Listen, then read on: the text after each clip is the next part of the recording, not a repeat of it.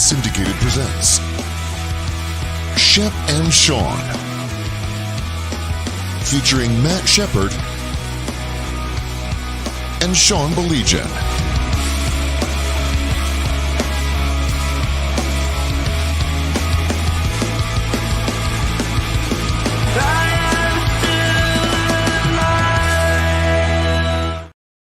All right, he's Shep. I'm Sean. How you guys doing? Everything well? Fantastic then.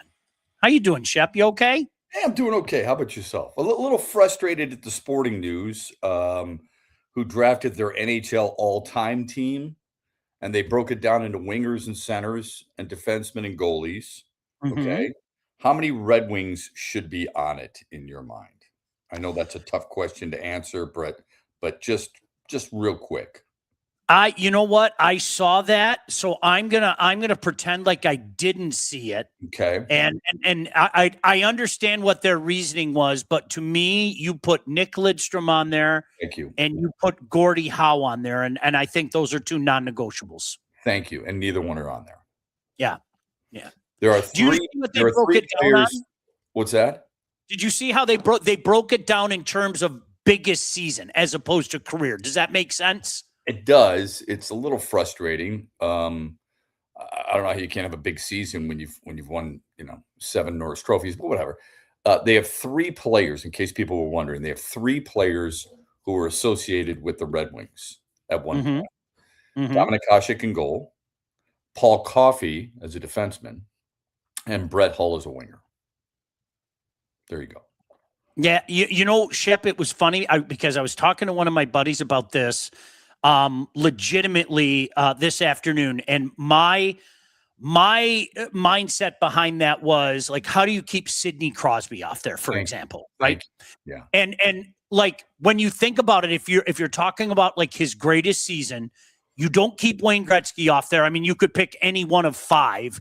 You don't keep Mario's a $1.99, 85 and 114 off there.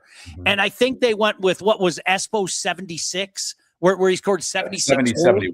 71. Yeah, and I think he scored 76 goals that year. So I get it. Like, okay, whatever. But I'll take Sidney Crosby over the great Phil Esposito every single day, and I have no problem saying that, no qualm saying that. If I'm looking at the body of his work, and that's no disrespect to Espo, but if I'm looking at the body of his work, Shep, oh my goodness gracious, I'll go ahead and take that all day long. Yeah, I mean, look, I'm not saying there's any wrong answers here, all right? Right. Because the players they've chosen, Yager and Ovechkin and Robitaille and Hull as left wingers, Gretzky, Lemieux, McDavid, and Espo, as you mentioned, in centers. Bossy, Hull, Solani, and Maurice Richard on the right wing, and that's Brett Hull, by the way.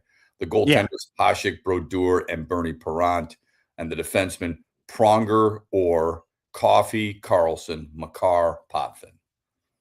Okay, I mean, you can make a case for a lot of them, right? All of them. No doubt. Obviously. No doubt. But yeah, you're splitting hairs when you're talking about greatest of all time. For me, I think Nick Lidstrom is the second greatest Red Wing of all time. And I think I agree. I agree. I think you can make the case he's the greatest defenseman of all time. Okay. And obviously when I say second greatest Red Wing of all time, I consider Gordie Howe the greatest Red Wing of all time. I do too. Okay. I do too. You know how I am. I get snobby, Shep.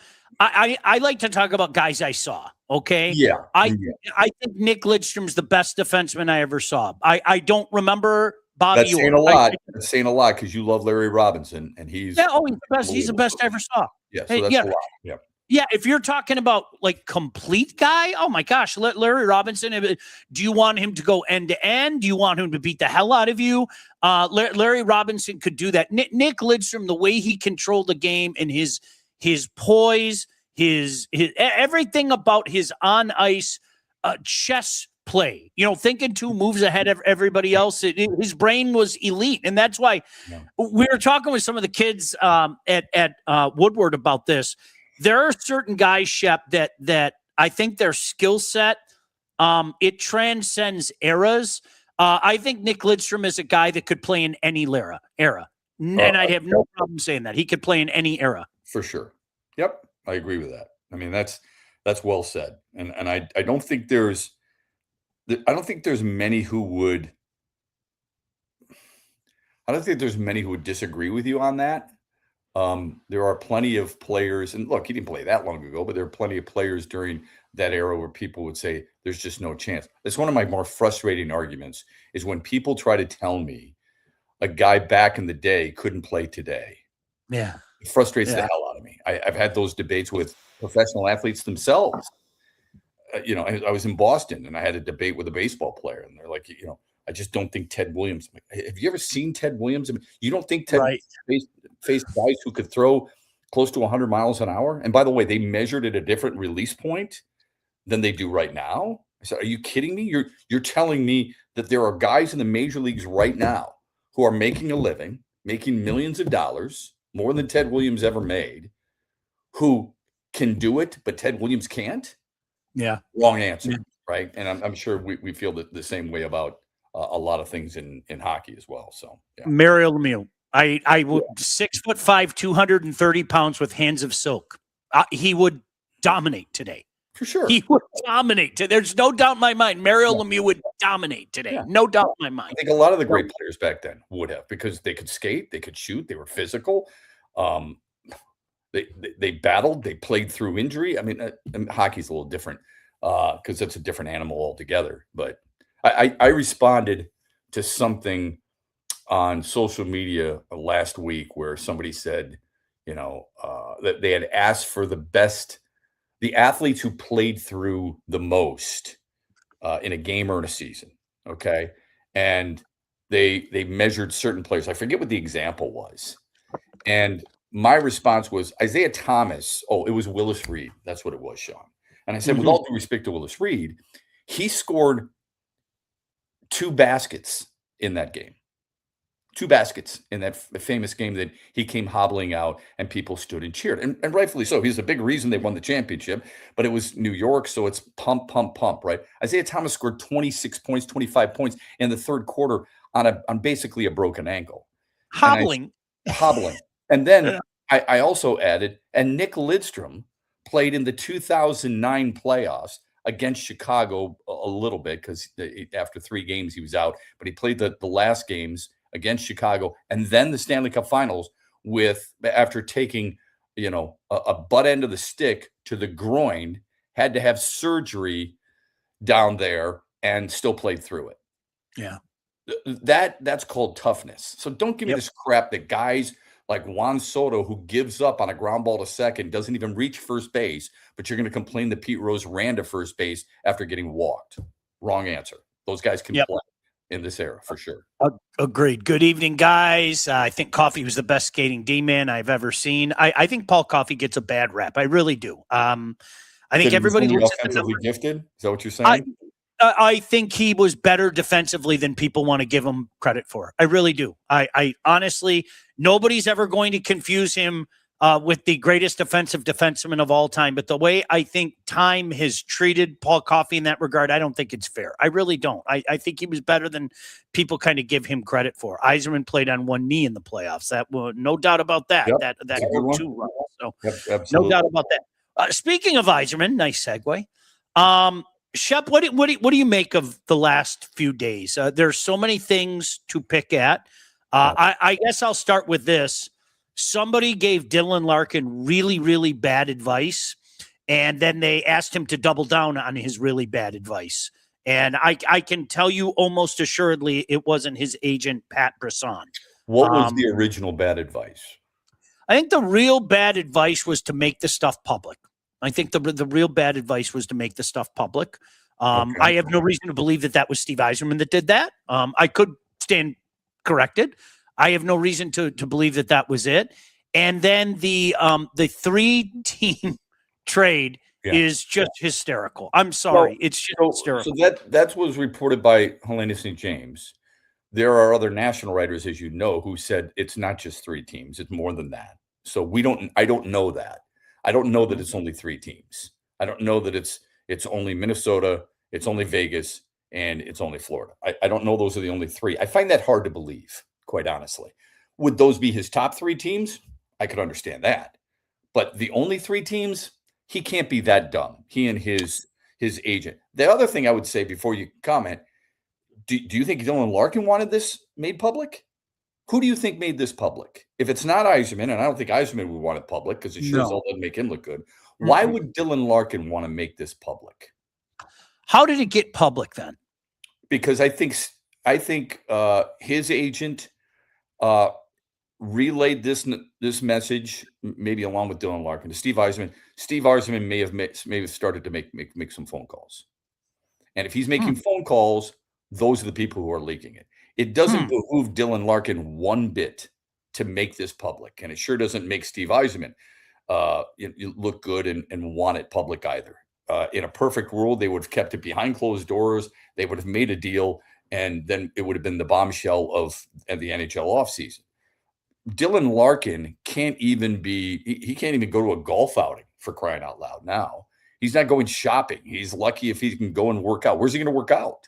Maybe the Red Wings have said, you know what? You want to get traded? You go find your own place. He goes to Detroit Skate Club in Bloomfield Hills, and all people are going to do is ask him questions left and right.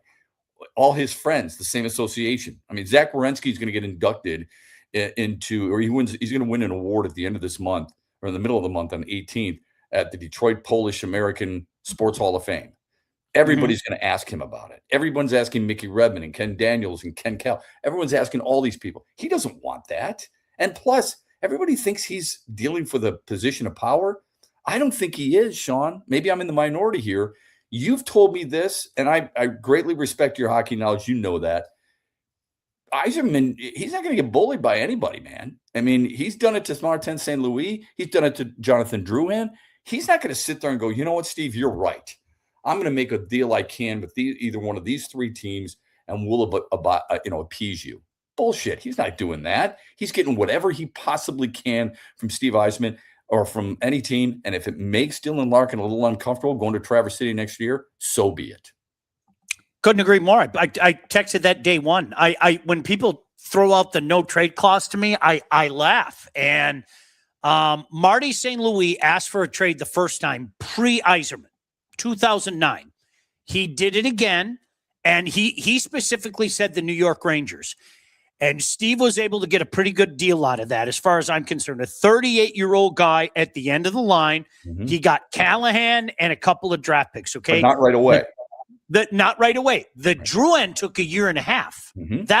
He asked for a deal. He asked to be dealt November of 2015. And you got to remember at the time, this was a guy who was not that long before the third overall pick.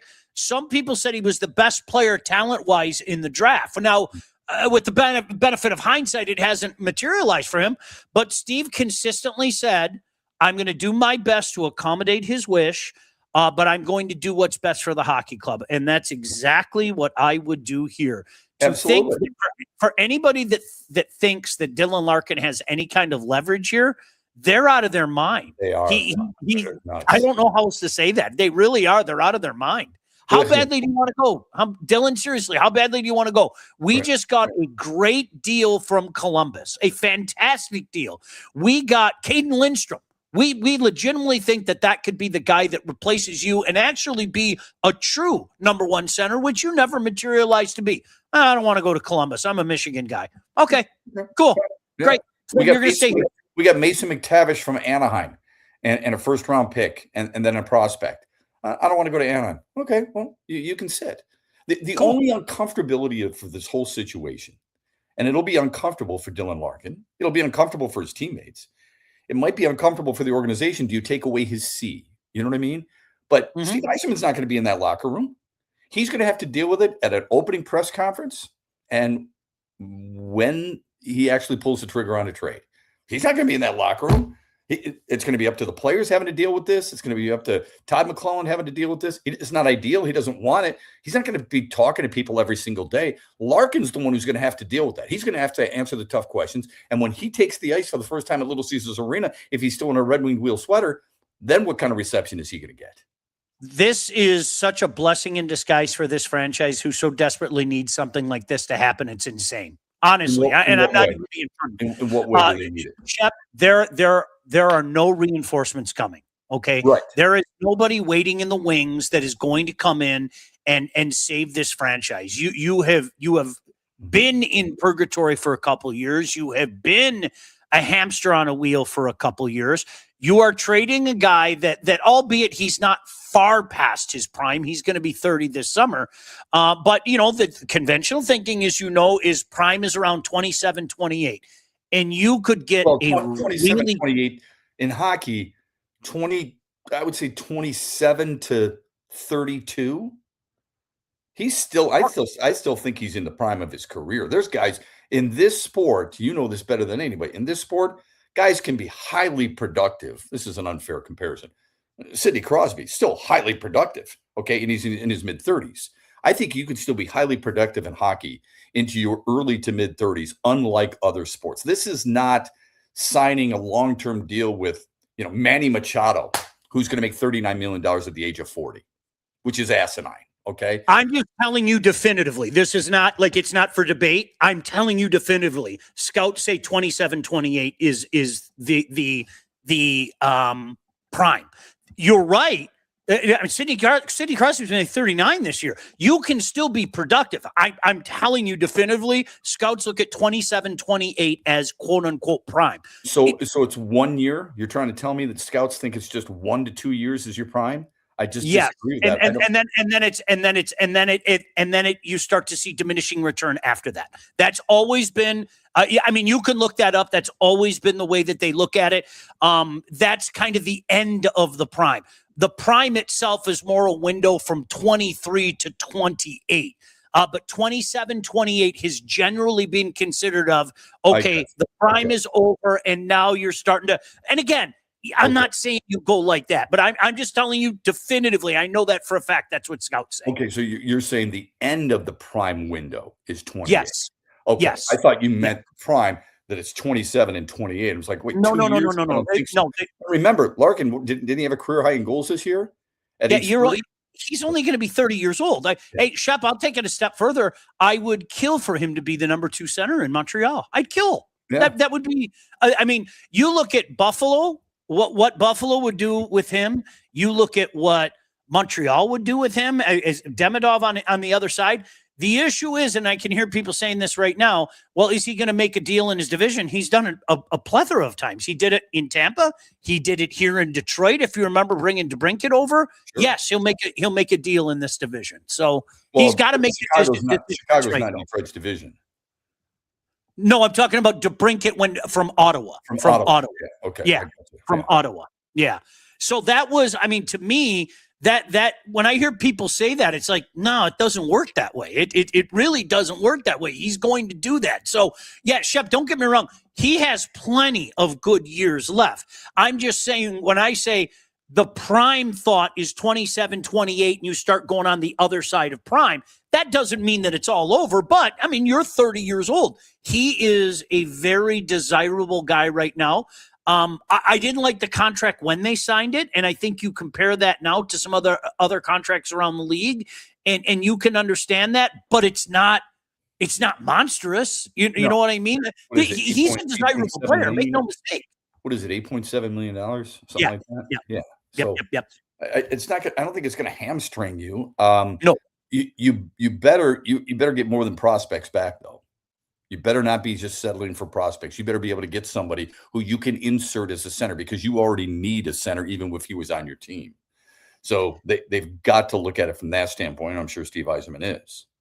And I think, Shep, that's why I think a lot of when you look at some of the potential dance partners, this is, you could have an NHL ready guy and a prospect. You could have maybe an NHL ready guy and a couple of picks, because whether people want to admit it or not, this is almost like phase 2 of the rebuild now. There's no end in sight. Like, this is not something like, voila, everything's going to be okay.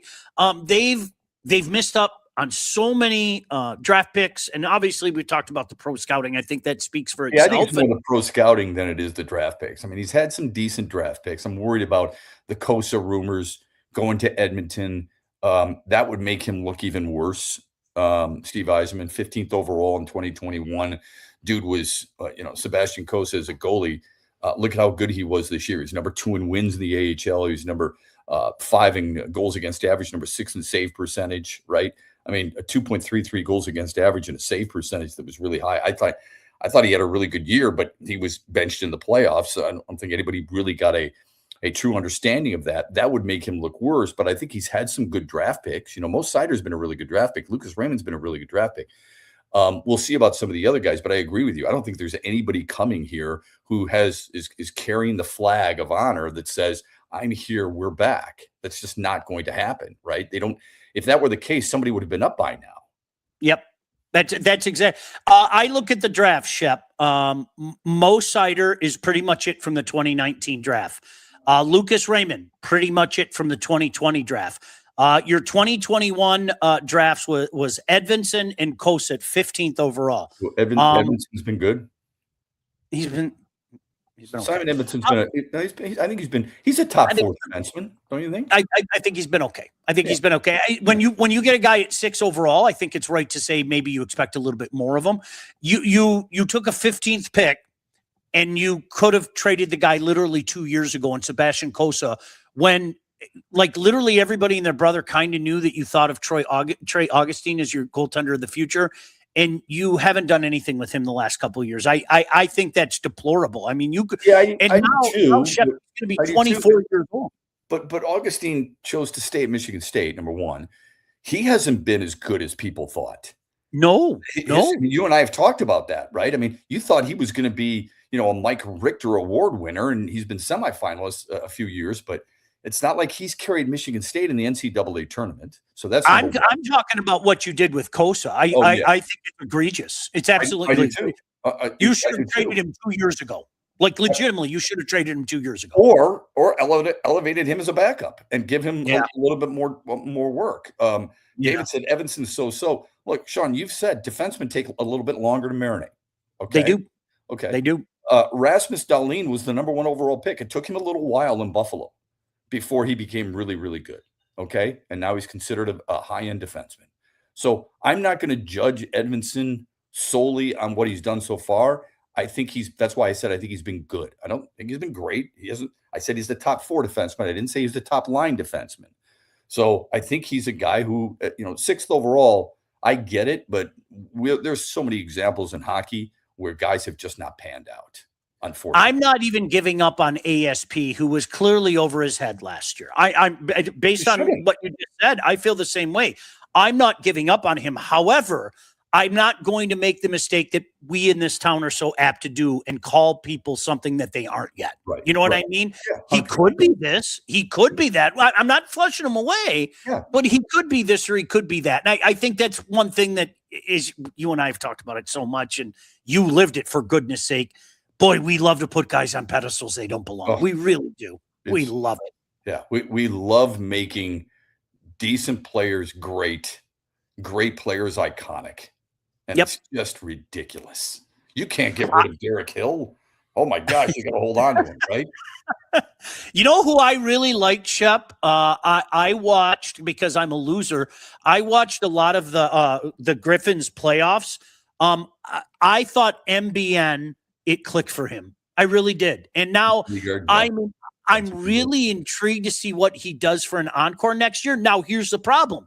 Will he Marco Kasper? Because if you asked me a year ago, I was so excited about Marco Kasper, and to watch him not just drop, but really plummet. Was really disturbing, to be honest with you. So let's see what happens with MBN now, because I know what people say, well, it's the AHL.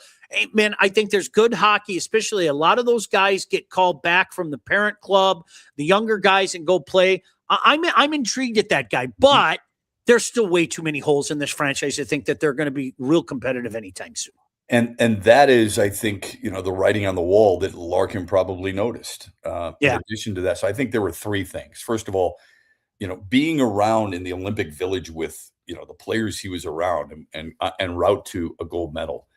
You know as well as I do. They're sitting around a campfire. They are not roasting marshmallows and putting them between Hershey's. Okay, they are talking about what makes their franchise so good. Why are they successful? And if Larkin's around that and they say, Dylan, what's made the Red Wings successful? I don't know, because we haven't been. So he's got to labor some of that and shoulder some of that responsibility. But it is, I find it ironic that you and me and everybody else can bitch and complain about our general managers in this town, not just Steve Eisman, for not doing enough at a trade deadline. When a player says it, he's upsetting the apple cart. And when we tell fans, don't go to games, wear a bag over your head because you should be embarrassed. Hi, Detroit Lions, Minuteman March. And yet, if a player says, look, I'm done with this, we're not doing what we're supposed to be doing, then he's a traitor. So to me, it's a little confusing on how we can say something. We don't even live it every day. That dude's living it every day. So in the Olympic Village or whatever, they were talking about it. That planted a seed. Of course, what happened last year with Eisman and him in a public spat over not doing enough, and I think Eisman was right about what he said. I don't think Larkin should have said that publicly. And lastly, I think not getting Quinn Hughes when they could have and holding on to young assets who never made it to the big league club probably pushed him over the edge. Yeah. It is, Shep, I can't blame him at all for wanting out. I can't. And I'm going to say this again because Lord knows, and we've had some fun with it, even with some of the guys in our chat. Sean, you hate Larkin. Sean, you hate Larkin. No, I don't hate Larkin. As I said, I would take him on my team in a heartbeat. But if you're asking me to tell you that he's a number one center in the league, where do you want me to start to tell you that he isn't? Like, honestly, what conference, what division do you want me to start? If I compare Dylan Larkin to other number one centers in the league, and you can play this at home if you don't believe me, you go to your little Google and Google line combinations and everything, and you tell me where he falls on that list. There are a plethora of guys I'd rather have. The funny thing is, Shep, if he went to Minnesota, beyond a shadow of a doubt, he's their number one center. And it's not even close. When you look at what else they have, you're not going to tell me that Ryan Hartman's your number one center. You're not going to tell me that Michael McCarron's your number one center. Dylan Larkin would go to Minnesota and be their number one center, albeit the difference is, what is around him. There's a lot more around him in Minnesota than certainly there was in Detroit. Yeah, if you went up to somebody today, like you've said this for 2 years about how good Nick Suzuki is, and he is, and he's obviously a number one guy, had a lot more points than Dylan Larkin, but didn't have as many goals. But if I said to you, Wyatt Johnston in Dallas, people would be like, huh? That dude had 45 goals. Right. And I think, huh? Yeah, we get caught in our little bubble where we'll watch the Wings once in a while and we follow our team all the time. But are we even expanding our thoughts on who else is a really, really good player? Yeah. Especially at that position, because immediately people go, well, Connor McDavid and of course, Nathan McKinnon. Well, no kidding. Okay. We get that. What about the guys that you maybe haven't heard of, or the guys that you don't follow quite as closely? The guys that you think, he should be in, hell, his Olympic teammate, Jay Gensel, had a really good for Tampa. So I don't disagree with you. He's probably not a number one center on a Stanley Cup contending team, but he might be a number one center at a team that is fighting for a playoff spot. And that's what he is right now. Yeah, it's funny, Shep. It's one of those things I sit back and when you say things like that, I can't tell you how many times somebody said it to me. Well, why do you hate him? Why do you hate him? It has nothing to do with that. But I mean, you tell me when you look around the National Hockey League, a Robert Thomas, a Hughes, I like a lot. Yeah, a Scheifele, a Point. I mean, there are so many guys that I could sit back. Hell, there are two in Edmonton, for goodness sake. And by the way, the Mike Babcock thing might be one of the funniest things. I had to look. I'm not joking. How about Tage Thompson? Tage Thompson's another one. Draisaitl and McDavid. The whole Mike Babcock to Edmonton thing is one of the gosh damn funniest things. I had to make sure it wasn't like an April Fool's joke. I really did. There has not been a guy in hockey that has been universally pounded on and made fun of and made the ultimate pariah like Mike Babcock in the last 7-8 years. And Edmonton's going to knock on that door. It's mind-boggling to me. It really is. It's mind-boggling. Do you think they consulted Connor McDavid, Leon Draisaitl, any of those players at all before they would even do something like that? I read, and I don't remember who it was. I don't know if it was Darren Dreger or Friedman, but it was one of the Canadian guys that said allegedly they first reached out to Babcock and then they talked to the veteran leadership to see what they would say. And at that point in time, I'm sure if you're Connor McDavid, you're like, hey, yeah, bring him in because that means I get out of here quicker. You know, I mean, like all jokes aside, but allegedly that's how it went. I don't know that. Well, I like know I said, they had to talk to the Players Association. yes. They had to talk to the NHLPA because of what he allegedly did in Columbus, which, you know, there's two sides to every story. Look, he hasn't really left any place with a good taste in that place's mouth, right? I got along fine with Mike Babcock. I had no problem with him. Well, I shouldn't say no problem. We had one little interaction that didn't go smoothly. But overall, I mean, I saw him at a football tailgate 2 years ago, and we had a really good conversation, you know? So I don't think he's a bad hockey coach. He might not be able to relate to people. He has to change his ways. You know, what he did to Mike Modano, not cool. What he did to Chris Chelios, not cool. What he's done to who's the guy who played for him? Mike had a cup of coffee here, the defenseman, right? Red-haired Commodore. guy. Mike Commodore. Thanks. Yeah. So Franzen. he's left a trail. Yeah, Franzen, really bad. He's left a trail where people look at me like, you're just not a good human being. Yeah. And maybe the hockey brings out the worst in him. I don't know, Sean. The Mitch Marner stuff in Toronto is just unbelievable. It's unbelievable that you would put, I think he was 19 at the time, a kid in that position to, okay, I want you to make a list of the guys who work the hardest. And then I'm going to share the list with everybody. Like what? Yeah, that's not smart. Not smart. What are you doing, man? Jeez, Pete. So, good final so far, though, Shep. I've thoroughly enjoyed that final. I really have. Me too, but it's been surprising. You know, I don't know what was more surprising to me the other night: Vegas jumping out to a 4-0 lead, or Carolina coming back from being 4-0 down. Is that good hockey? Is that bad defense? Is it a team letting up, proverbial foot off the gas? I don't know, but I think what I like most about this is that so many people doubted Vegas and said, you know, the Red Wings would be in the playoffs if they played in the West, and Vegas didn't deserve it because they in a weak division. So those same people will tell you, well, the Tigers are so good they can win the AL championship even though they play in a weak division. It's absolutely, it's crazy to me.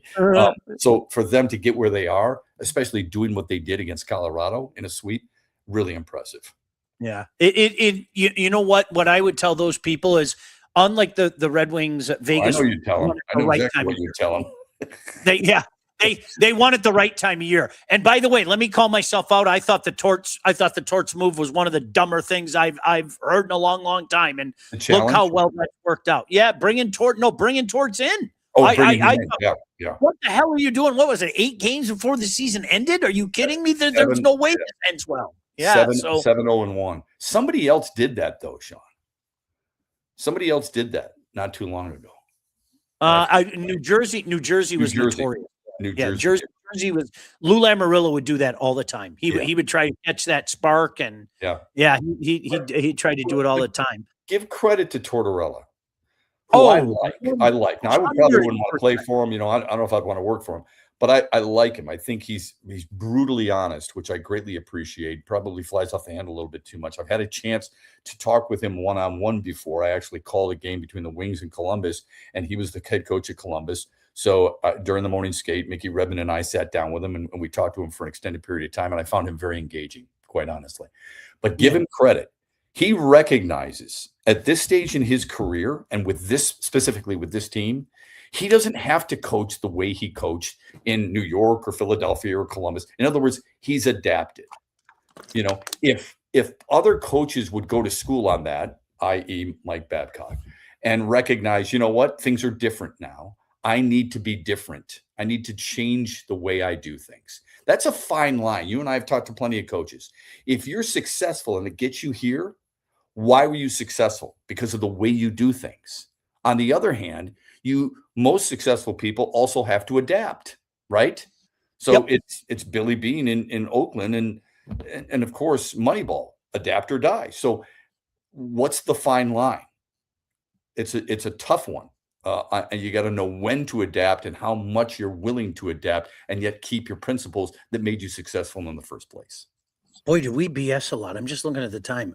Did the Knicks open up the door for the Spurs last night?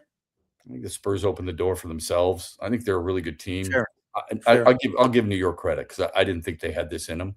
They've been incredibly impressive. You win 8 straight games on the road in the playoffs. You win 13 straight overall. You win every game you play over a 43-day stretch. You deserve a slew of credit. I just want to gag every time I turn on a national sports venue and all they do is stroke the Knicks. It gets a little old for me.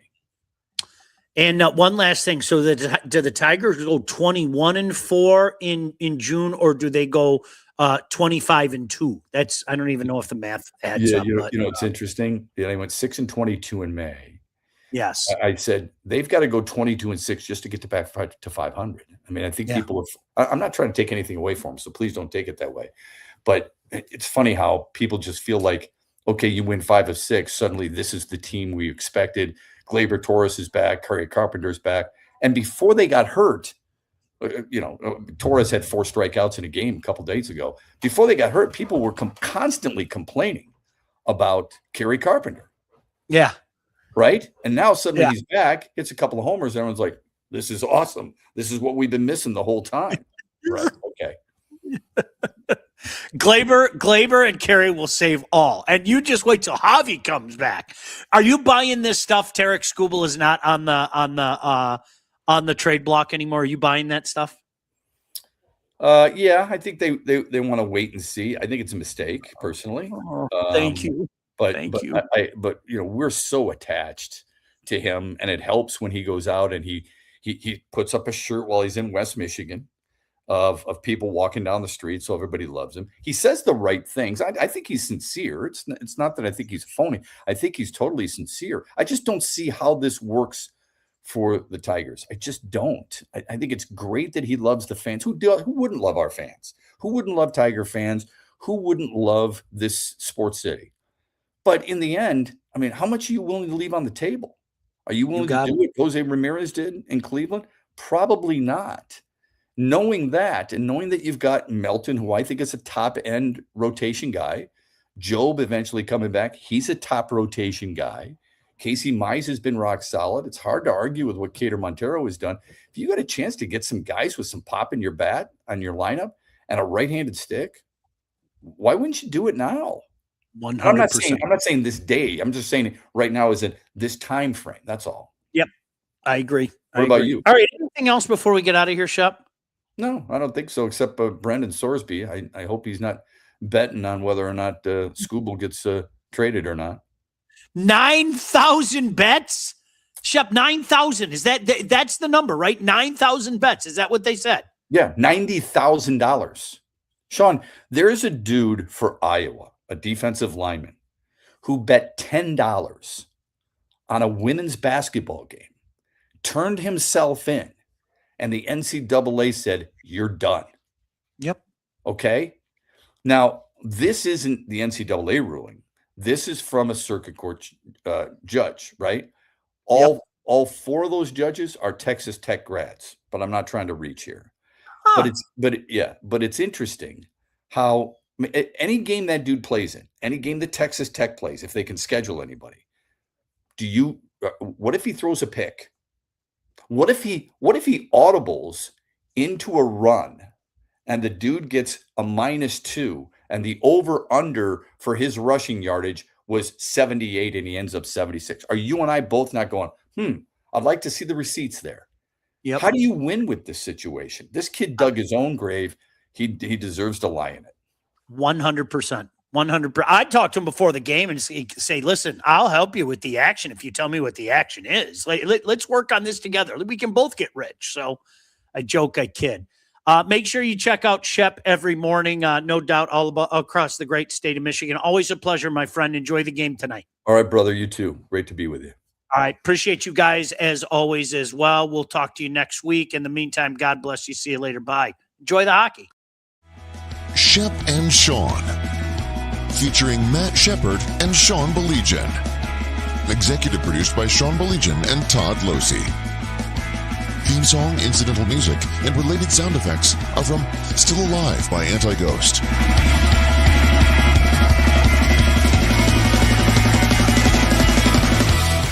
Engineering, mixing, and graphic design support provided by the Unsyndicated Podcast team. Don't forget to like and subscribe on all your favorite channels. While you're there, be sure to rate and review the podcast. Call the Unsyndicated hotline at 248-237-3257. Don't say